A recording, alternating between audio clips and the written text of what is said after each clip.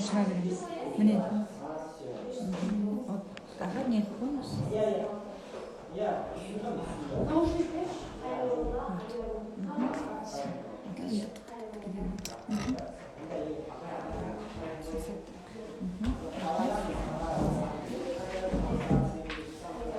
Шумно, да? Ага. Сәлеметсіздер ме?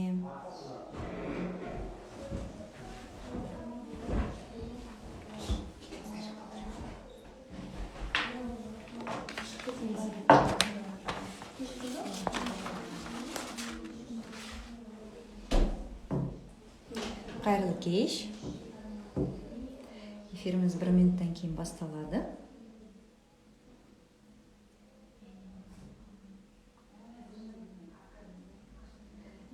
Сәлеметсіздер ме, құрметті ата-аналар, құрметті вебинарға қатысушылар. Бірнеше минут қазір барлығы жиналғанша күте тұрайық. Егер қарсы болмасаңыздар, сосын өзімді таныстыра кетіп, здравствуйте. Бүгінгі эфиріміз қазақ тілінде жүреді. Сондықтан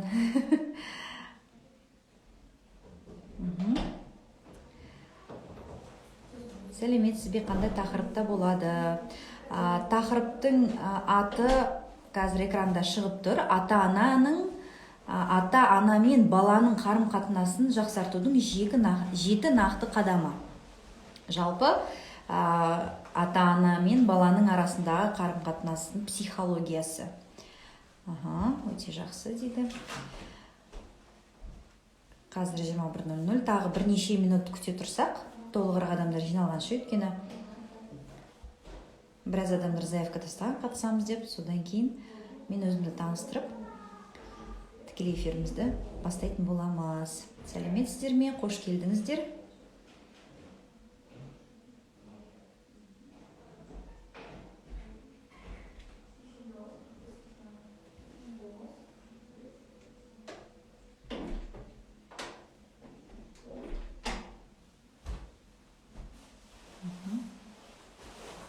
Өте жақсы тақырып. Негізі осы прямой эфирді жүргізбек бұрын біз алдын ала осы шәкірт онлайн парақшасында опрос жүргізгенбіз. Сол опростардың ең танымал осы тақырып болғандықтан ана мен бала деп осы жобаны атадық. Сондықтан бүгін бірінші алғаш шыққалы отырған осы тікелей эфирімізді осындай жақсы тақырыпқа арнауды шештік.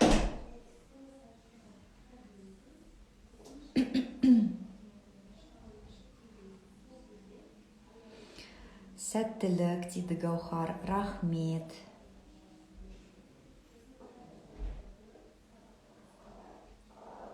Қайырлы кеш.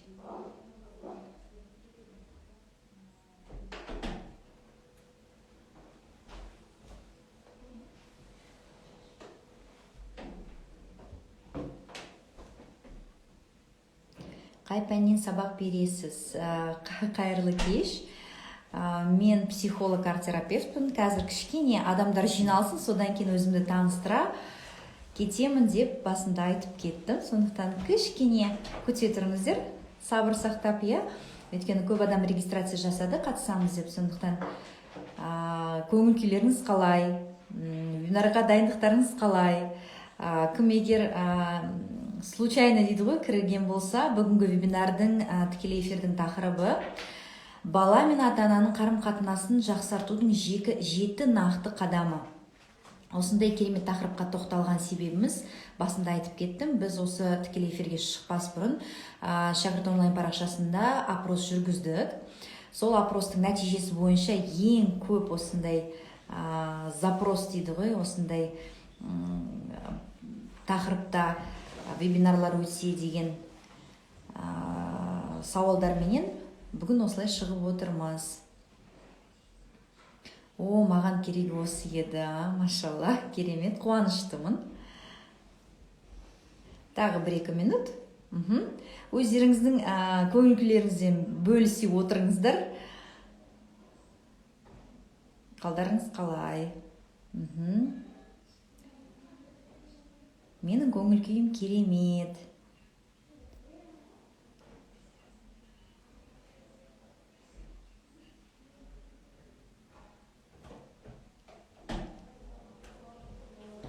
өздеріңізді таныстыра кетсеңіздер де болады.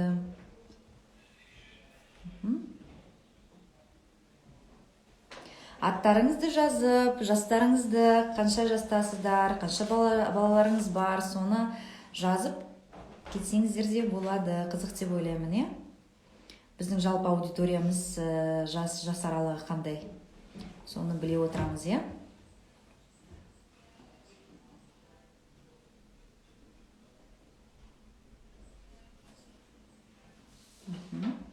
Қайырлы кеш, қош келдіңіздер.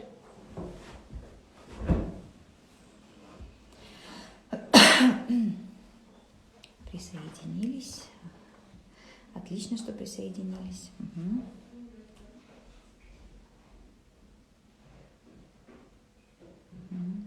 Мен балам екінші сыныпта оқиды, сабақта қиналып жүрміз. Алтынай жазыпты. Шымкенттен сәлем, қайырлы кеш.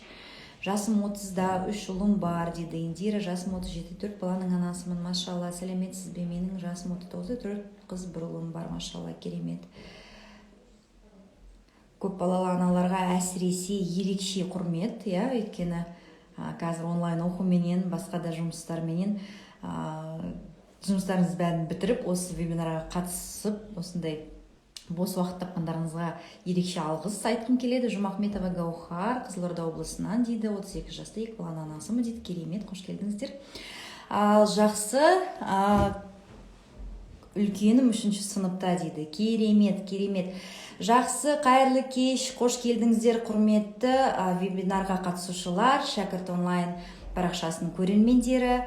Біздің бүгінгі тікелей эфиріміздің, вебинарымыздың тақырыбы бала мен ата-ананың қарым-қатынасын жақсартудың 7 қадамы деп аталады.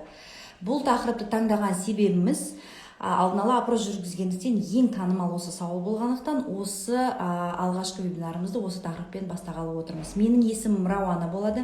Мен кәсіби арт-терапевтпін, тренермін, коучпын және педагогика және психология магистрымын. Кәсіби психолог маман ретінде мен 6 жылдан асып жұмыс жасаймын. Менің басқа да енді регалия дейді, сол ақпаратты менің жеке парақшамнан да ала аласыздар.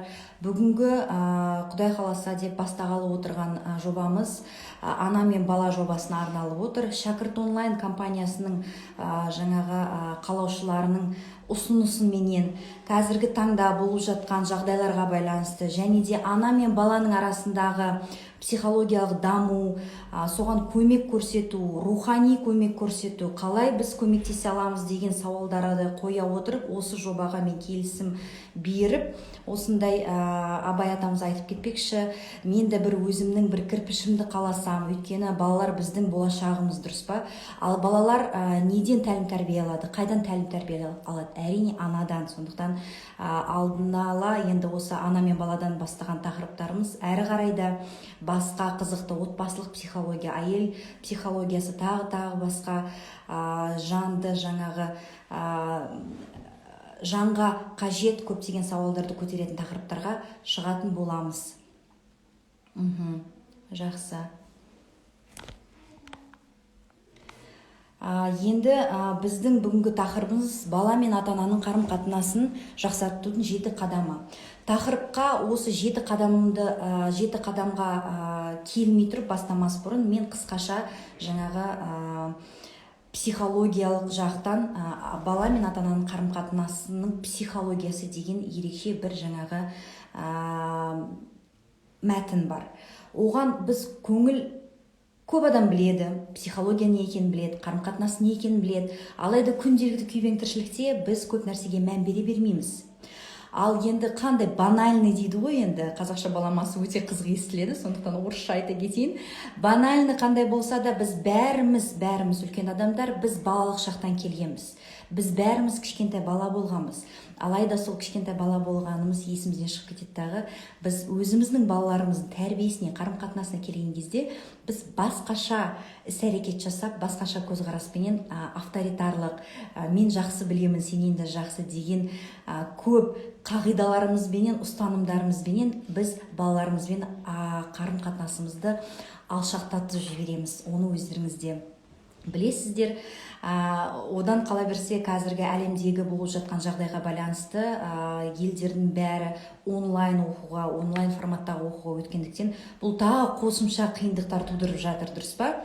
Егер жаңағы келісе отырсаңыздар, қосу немесе жаңа иә жоқ деп жазып отырсаңыздар, кері байланыс салған, бұл деген күшті спикерге жаңағы мотивация беріп отырады. Сондықтан осы мәселені көтерген себебіміз де онлайн оқу барысында тағы қосымша қандай қиындықтар туындап жатыр.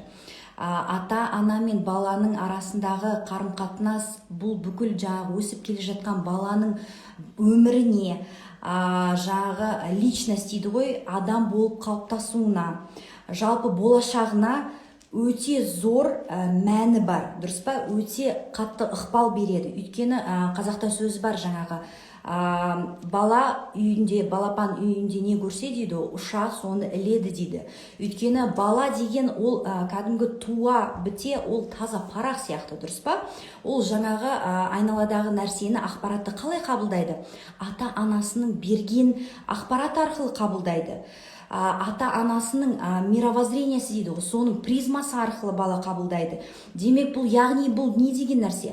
Бала өзін бағалау, өзін өмірде қандай, мен қандаймын, мен қандай болғым келеді, самоидентификация дейді. Осындай сауалдарды қоя білу бала жаңағы, оны қалай ондай көзқарасты қалыптастырады? Өзіне деген бағалау көзқарасты бала ата-анасының қарым-қатынасына қарап қалыптастырады. Сондықтан біз кейде байқамайтын бейсана түрде, біздің білесіздер 90% біз бейсана түрде іс-әрекет жасаймыз. Мысалға, ананы істе, мынаны істе деп айқайлай саламыз, көп көңіл бөлмейміз, бәрі жұмыста, бәрі көп балалы, бәрінің көптеген шаруалары бар. Ал бірақ біз әр бала ол бір тұлға, ол бір жеке тұлға, ол бір микро-макро космосы бар, ішінде бір ғалам. Бірақ біз соны күнделікті өмірде ұмытып кетеміз. Сондықтан бала мен ата-ананың қарым-қатынасы, оның да психологиясы бар. Сол біліктілікті арттыру, осы психологияға көп көңіл бөлу мақсатында осы жобаны бастаған жайымыз бар. Эфир сақталады ма? Эфир сақталады, иә, осы парақшада да, өзімнің парақшамда да. Сондықтан енді ақырындап бастай береміз. Егер мүмкіндіктеріңіз болса, сұрақтарды соңына таман қойыңыздар. Қазір өйткені мен айтып жатқан кезде жаңағы мұқият тыңдап, жазып алатын, түртіп алатын, егер ниеттеріңіз болса, мархабат. Ата-ана мен баланың қарым-қатынасын жақсарту үшін, балаларыңызбен жақындасу үшін, оларға сіздің авторитетті болу үшін және балаңызды тұлға ретінде қабылдау үшін мен бүгін нақты 7 қадамменен сіздерді таныстырғым келеді. Және де сұрақ қойған кезде жеке өздеріңіздің өмірлеріңіздегі тәжірибе сияқты болған бір жаңағы мысалдарды келтірсеңіздер де болады. Ең бірінші қадам менің жаңағы айтатыным рекомендация ретінде, отбасыда жалпы ата-ана менен бала бірін-біріне сыйлау, үлкендерді сыйлау, кішіге ізет көрсету, үлкендерді құрметтеу деген ұғымдарды ұстана білу керек. Мәдениетті сөйлеу дейді. Қазіргі заманда органикалық сөйлеу дейді, органичная речь дейді. Бұл деген не? Сөз ол біздің санамызды қалыптастырады. Сана біздің өмір салтымызды, біздің әдет ғұрпымызды қалыптастырады. Ал біздің әдет ғұрпымыз, наша привычки дейді, ол біздің салауатты өмір салтымызды қалыптастырады. Сондықтан отбасыдағы ең басты мәселе ол балаларды да сыйлау, ана менен әке, ата-ана бірін-бірін қалай сыйлайтынын соны көрсете білу керек. Өйткені мынандай бір қағида бар. Балаларды, оны ежелден ғалымдар да айтып кеткен, мудрецы дейді, дана адамдар да айтып кеткен. Балаларды тәрбиелемеңіздер дейді, өздеріңізді тәрбиелеңіздер. Өйткені бала сіздерге қарап, тұпа-тура соны қайталайтын болады. Өйткені балалар олар кімдер? Олар біздің жалғастырушысы. Дұрыс па? Біздің генетикалық ата менен, ана менен әкенің генетикалық ақпаратын алып, ары қарай жалғастыратын адам. Сондықтан бірінші қағида, бірін-біріңізге сыйластықты, ұлағаттылықты, ізеттілікті дәріптеңіздер. мәдениетті сөйлеуге. Ей деп жекімеңіздер, қойшы, олай істеме деп жекіп дөрекі сөйлеуді тоқтатыңыздар. Соған қарап бала да боқтамайтын болады, жақсы әдемі сөйлейтін болады. Айналайын, құлыным, алтыным, жаным деген сөздерді қолдана сөйлеңіздер. Сонда жылы сөз адамның жанын жылтып сізге жақындатады. Осы арада сіздер жазып кетсеңіздер болады, қандай жылы сөздерді қолданасыздар өздеріңіздің балаларыңызға. Енді біз екінші қадамымызға көшсек, екінші қадам басқалармен салыстырмау дейді. Өз балаңыздың ерекшелігіне мән беру дейді. Басқалармен салыстырмау, біз не дейміз оны? Не сравнивать дейміз. Әдеттегідей, өздеріңіз естеріңізге түсіріңіздер, кішкентай кезімізден ата-аналарымыз бізге не деген? Ай, сен ана көршінің қызы сияқты неге әдемі таза оқып жүрмейсің? Ай, сен неге ана ұқсап жақсы оқымайсың? Сен неге бүкірегесің? Сен неге былай қарайсың? Сен неге шаймаңдап не қыласың деген нәрселер. Керемет, батырым, балапаным, алтыным, ботақаным, ботам, жаным. Енді осы жерде жазып жіберіңізші, күніне қанша рет, неше рет айтасыздар осы сөздерді? Керемет, күнім деп. Ал енді екінші қадамға келдік, басқалармен салыстырмау. Естеріңге түсіріңіздер, кішкентай кезде сіздерді қалай салыстыратын? Ой, ана елдің баласы жақсы, сен осы неге жақсы оқымайсың? Осыдан басталады бізде, дұрыс па? Сол сияқты сіздерді естеріңде түсіріңіздер, балаларыңызды қалай салыстырасыздар? Мысалға, кейде болады бір отбасының ішінде 5-6 бала болса, 3 рет дейді. Кемінде 10 рет, 15 рет айту керек. Мен 10 рет, керемет, бір тренингке қатысқансыздар ғой. 10-15 рет айту керек кемінде. Сондықтан сіздер соны қадағалауларыңыз керексіздер. Кімменен салыстырасыздар? Кейде көп отбасында балалар мысалға кішкентайларды үлкендермен салыстырады, Мысалға, аған қара қалай не істеп жатыр? Олай істеудің қажеті жоқ. Сіздер біреуменен салыстырған кезде баланың өзін бағалау қабілеті рискі түсіп кетеді. Өйткені әр бала, әр адам, ол уникальная личность дейді. Ол жеке бір тұлға. Оның үлкен ағасында немесе кластасында жоқ қасиеттер бар. Сондықтан соны бағалай білу керек, соны көре білу керек. Мысалға, егер классындағы 5-ке оқитын немесе үлкен ағасы бір керемет жетістікке жеткен адам болса, сіз байқап қараңыз, оның да кемшіліктері бар. Ал сіздің балаңыздың мысалға басқа бір ашылмай жатқан мүмкін потенциалы бар шығар, мүмкін таланттары бар. Сол ашылмай жатқан потенциалды сіз жауып жібересіз. Егер біреуменен жаңағы салыстырып, оның ерекшелігіне немесе фокус дейді ғой, тек қана кемшілігіне, жаман жағына қарай фокусты не қыла берсеңіз, бала оны команда сияқты қабылдап алады. Өйткені балалар ата-ананы қалай қабылдайды? Олар бір жердегі жүрген бір құдайлар сияқты боги дейді. Сондықтан ата-ананың кез келген айтылған сөзін бала өзіне бір команда сияқты қабылдап алады екен. Пәленшенің қызын қарашы деп үнемі айтып отырады. Көрдіңіз ба? Соны бейсана түрде сіздер де сол балаларыңызға соны сөйтіп айтатын шығарсыздар, Сондықтан екінші қағиданы, екінші қадамды жадыларыңызға ұстап жазып алыңыздар. Басқалармен ешқашан салыстырмаңыздар. Сіздің әрбір балаңыз жеке ерекше тұлға, целый микро-макрокосмос дейді ғой.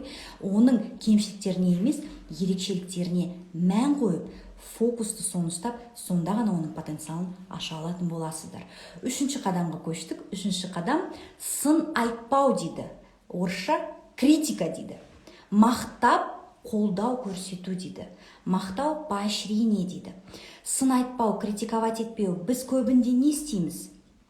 Біз бір идеалды ата-ана өзіміз санаймыз. Немесе біз балаларымыз бір идеалды болсын деп. Идеал дегенде ол миф, ол жоқ нәрсе. Идеалды адам жоқ. Кез келген адам, оның кемшілігі де болады, артықшылығы да болады. Плюс-минус бұл өмірде баланс заңдылығы деп аталады. Сондықтан балаңызды ешқашан критиковать етпеңіз. Критиковать еткен бала өскен кезде өзіне сенімсіз болып өседі. Критиканың асты жағы ол неге түсіріп тастайды? Өзін бағалау қабілетін түсіріп тастайды. Өзін қабылдамайды, өзін жақсы көрмейтін бала болады. Өздеріңізді еске түсіріңіздер, кішкентай кезде сізді критиковать еткен сайын, сен андайсың, сен мындайсың, сен мұрын-боғың ағады, сен үйтесің, сен бүйтесің деген сайын сіз не істейсіз? Сіз жабыласыз. Сіз ана адамға, ата-анаңызға ренішіңіз, өкпеңіз, көп негативті эмоцияларды қабылдап аласыздағы, өскен кезде қандай? Өзіңізге сенімсіз адам болып өсесіздер. Мақтап, қолдау көрсету деген не бұл?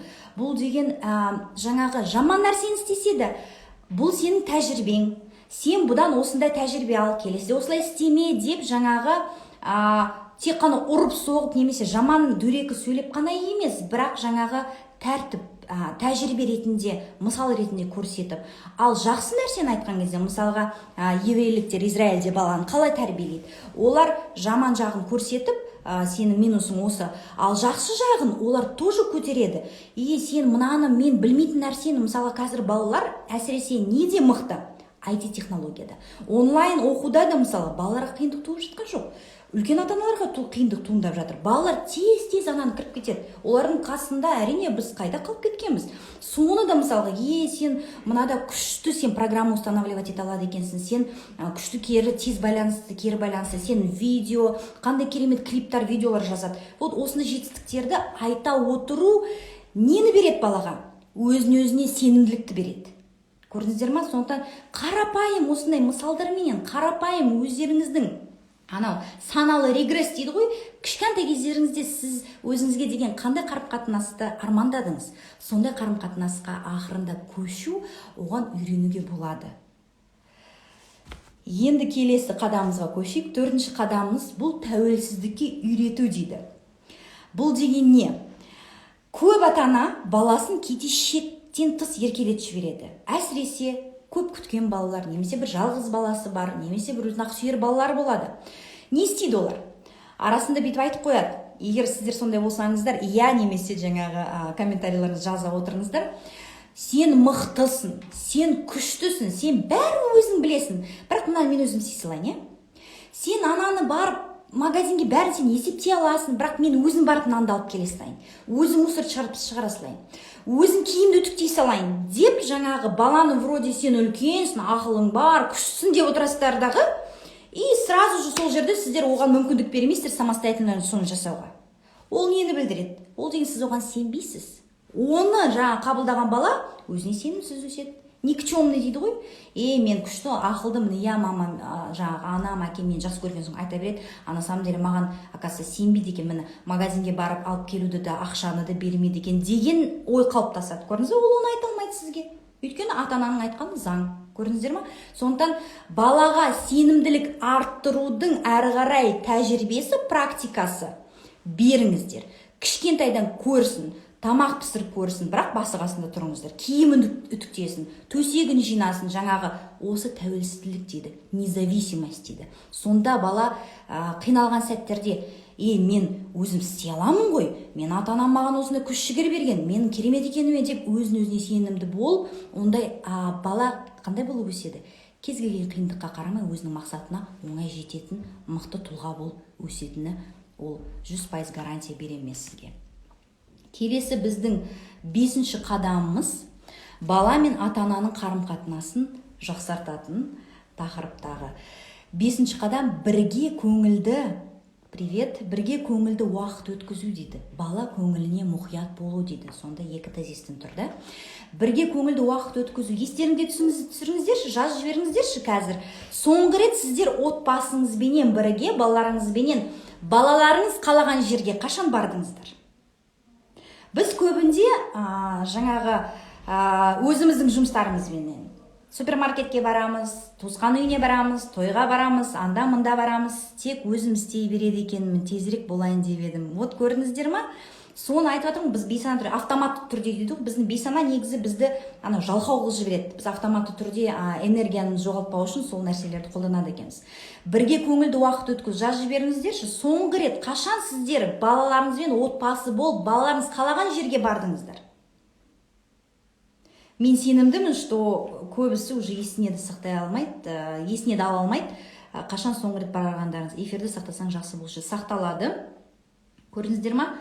Өйткені біз бірінші приоритетте өзіміздің немесе туыстарымыздың немесе басқа жанұямыздағы күйеуіміз бар, ата-енеміз бар, анамыз бар, бауырларымыз бар, солардың уәждерін біз алдыға қояды екенбіз. Балаларымыз бұл кішкентай не түсініп жатыр деп қоя саламыз. Олай болса деңіздер. Барған жоқпыз, демалыс сайын дейді. Жақсылық, демалыс сайын бармадық, біраз болды. Көбінде қазір жауап келеді, біраз болды бармағанымыз. Именно балаңыз қалаған жерге. Көрдіңіздер ма? Сондықтан бірге көңілді уақыт өткізу бұл нені береді балаға? Балаға яркие впечатления дейді. Мен өмірімді мәнді де, сәнді де, өмірінің мәні бар екеніне деп сүйіспеншілікпен өсуге мүмкіндік береді бұл нәрсе. Көрдіңіз ба? Что оказывается, менің өмірім тек қана сабақ, үйдің тірлігі, жаңа қарым-қатынаста ғана емес. Бұл өмірде басқа да бір қызықты, мені жандандыратын, мені әрі қарай дамытатын нәрселер бар екен деген ой қалыптастырады.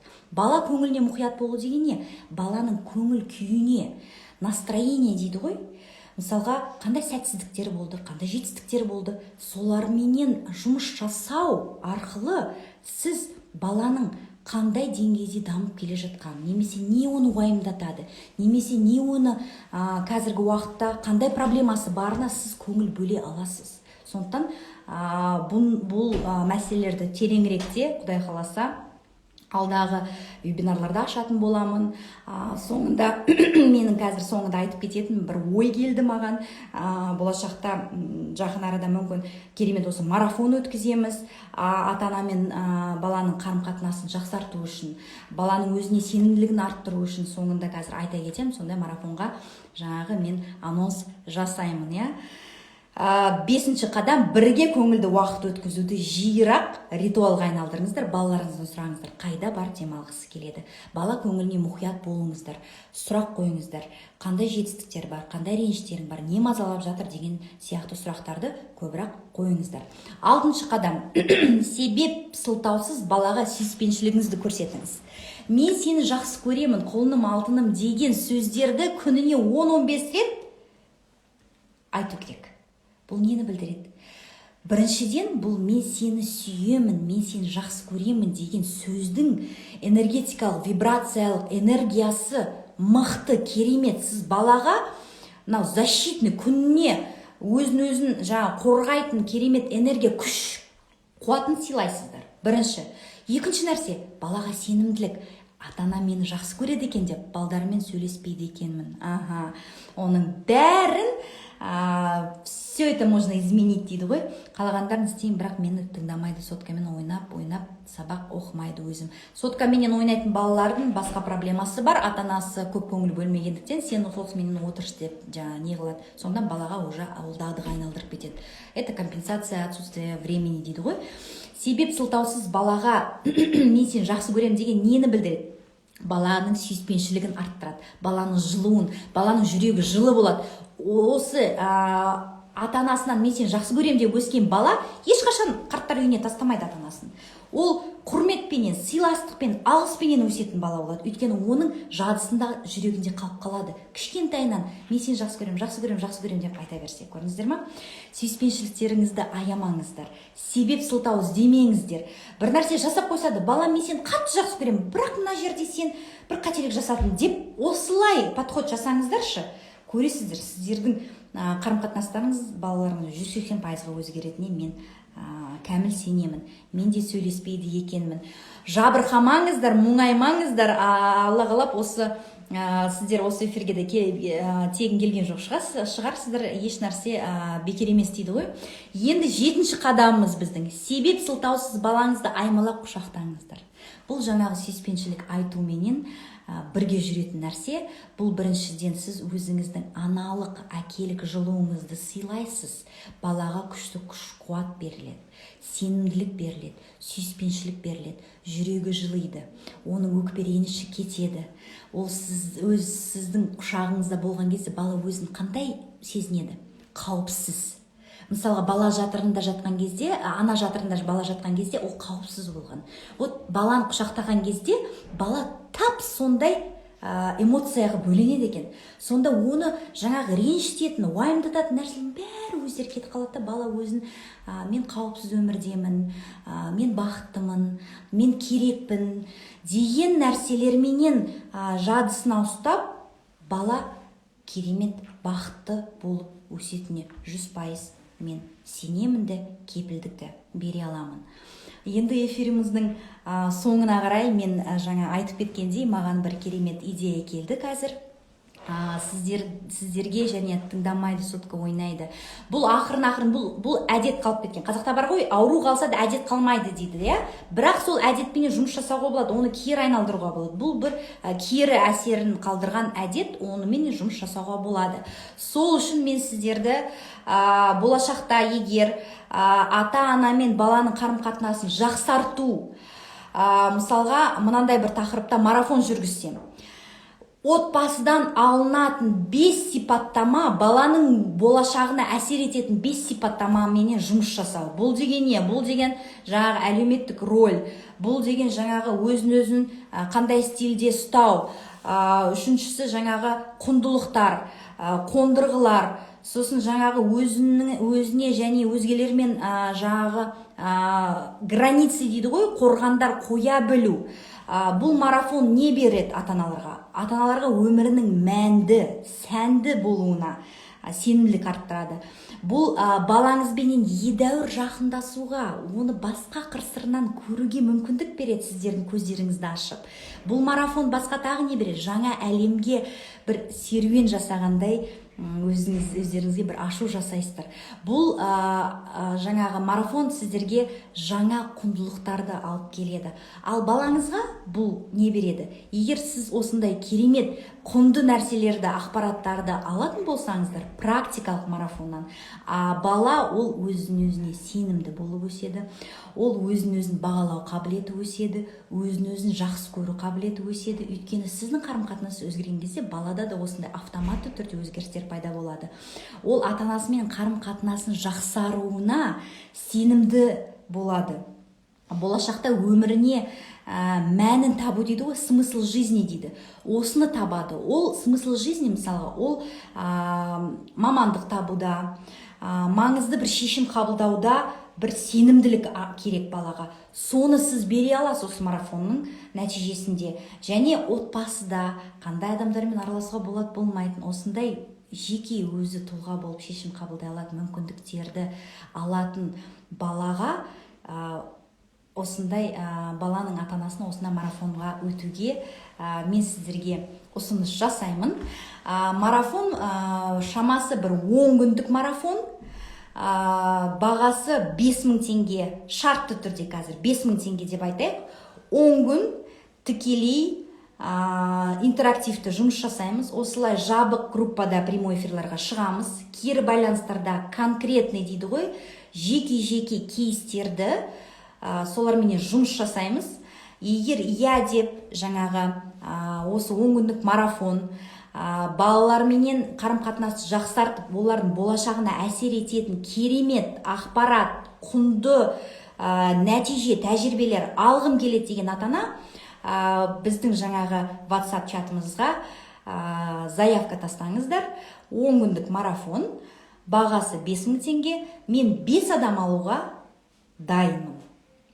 Енді барлық тыңдаған жаңағы осы вебинар қызық өтті деп жаңағы ойлаймын. Мен рахмет айтамын осы бөлінген уақыттарыңызға. Енді сұрақ қоятын сұрақтарыңыз болса, мархабат, қоя беріңіздер. Не істейсің, сабақ оқып деп жұмысқа кетем, тыңдамайды, қатып қалып жатырсыз дейді. Кешірім сұраймын, бұл техникалық ақаулар. Бірақ прямой эфир сақталады, сондықтан ол мүмкін сіздегі жаңағы обновление жасаңыздар. Прямой эфир сақталғаннан кейін оны көре аласыздар. Қызық өтті, рахмет сізге де өте қуаныштымын. Марафон жайында толық ақпарат алам десеңіздер, чатқа жазыңыздар. Мен жаңағы айтып кеткендей 10 күндік марафон жүргізуге дайынмын. Марафон туралы көбірек марафон туралы көбірек сұрақ қойыңыздар. Жаңағы қандай нәтиже аламын, сол жайында жақсы өтті, рахмет, өте көңілдісіз, рахмет. Марафон жайында білгілеріңіз келсе, сұрақтарыңызды қойыңыздар. Сол марафонда біз жаңағы жеке кейстеріңізді талқылайтын боламыз. Бала отбасыдан қандай нәрселерді көріп, өзіне жаңағы мировоззрение дейді ғой, сондай мировоззрениені қалыптастырып, соныменен болашақта қалай өмір сүреді. Біз балапанымызды қандай қабілеттерменен, қасиеттерімізбен потенциалын аша аламыз ба, аша алмаймыз ба? сол потенциалын ашу мақсатында осы марафонды өтуге шақырамын. Қандай чатқа жазамыз? Осы вебинарға регистрация жасау үшін сіздер номерлерді қалдырдыңыздар, сол номерді біз WhatsApp чатына қостық. Немесе осы прямой эфирдің астына комментарийге номер тастап кетіңіздер. Марафонға қатысам деп. Марафонға қатысам, марафонның бағасы 5000 теңге. 5 адам аламын. Сондықтан места ограничены дейді ғой. Жазылып үлгеріңіздер.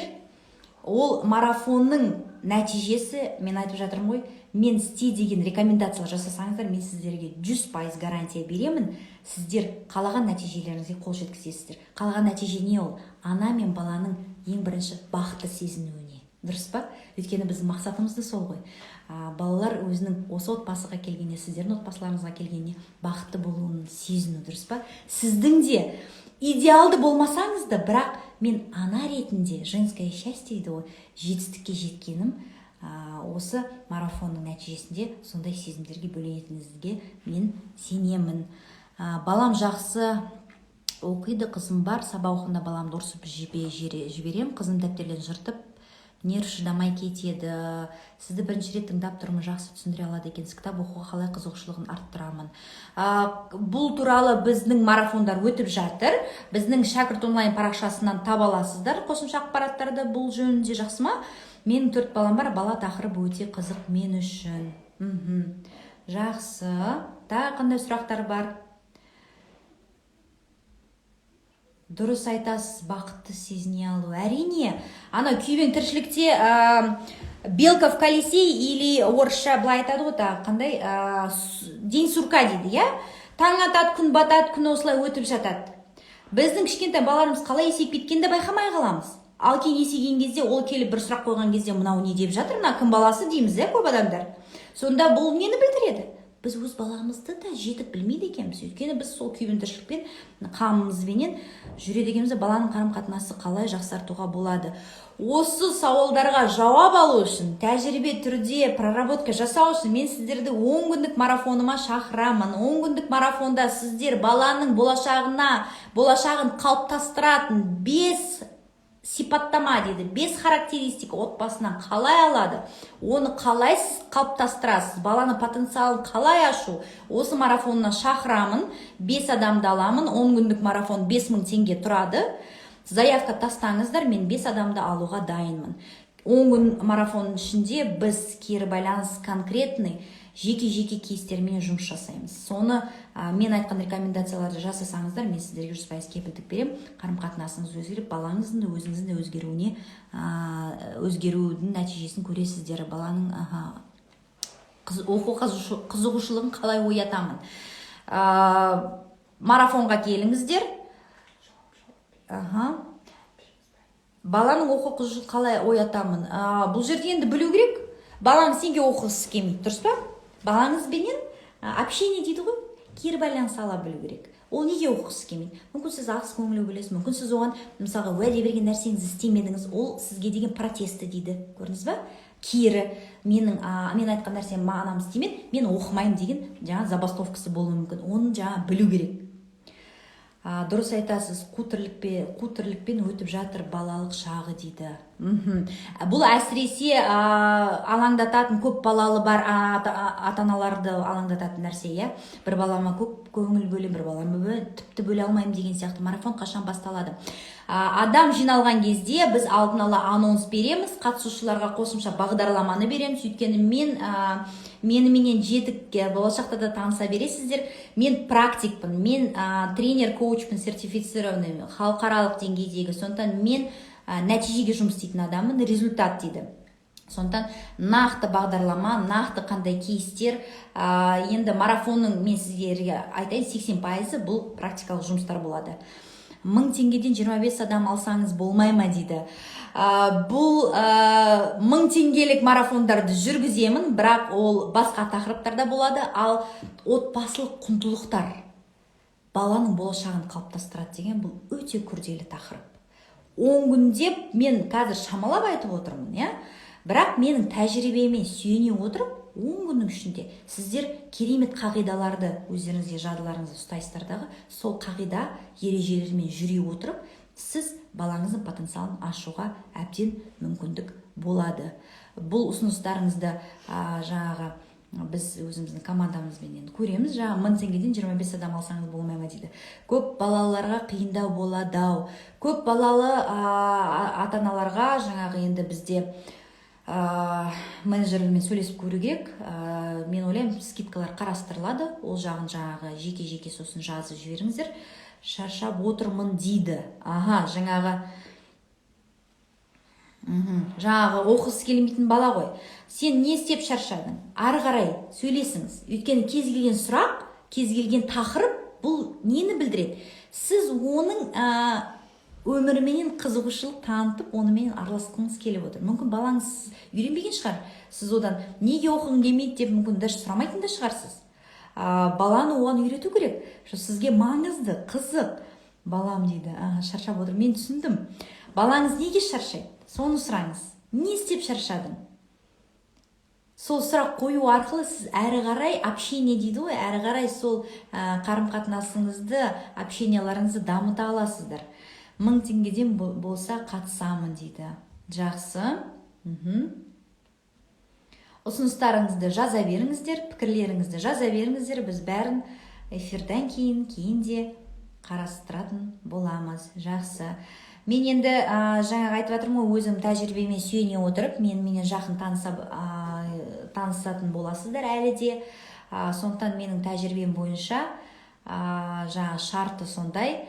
Бұл минималды баға деп айтайын, өйткені сіз одан не аласыздар? Сіз одан конкретный дейді ғой, нақты жұмыс жасайтын кейстер аласыздар.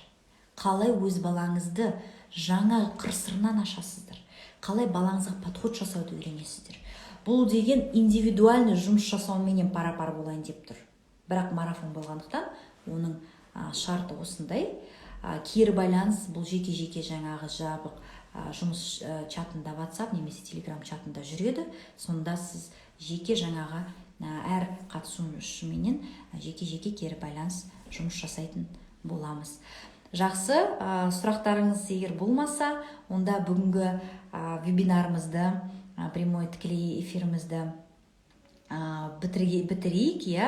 Менімен болған барлық қатысушыларға, осы вебинарды көрген адамдарға 1000 алғыс айтқым келеді. Уақыттарыңызды, көңілдеріңізді бөліп, сіздерге барлық жақсылықты тілеймін. Сіздерді саналы ата-ана болуға шақырамын. Сознательное родительство дейді. Сондықтан осы ана мен бала жобасына қолдау көрсеткендеріңізге рахмет. Болашақта ұстаз бен оқушы арасындағы марафонды өткізсеңіз жақсы болар еді.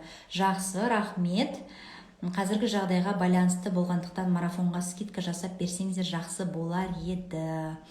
Жақсы, егер 5 адамнан артық болып жатса, оны ары қарай көре жатармыз. Бұл енді бірінші айтып жатқан анонсымыз. Жақсы, үлкен сіздерге рахмет. Саналы ата-ана болуға сіздерді шақырамыз. Саналы ата-аналар қатарына қосылуға сіздерді шақырамын. Келесі кездескенше күндеріңіз жақсы, өмірлеріңіз мәнді, сәнді болып өтсін. Сау саламат болыңыздар. Марафон қашан болады, қатысамын дейді.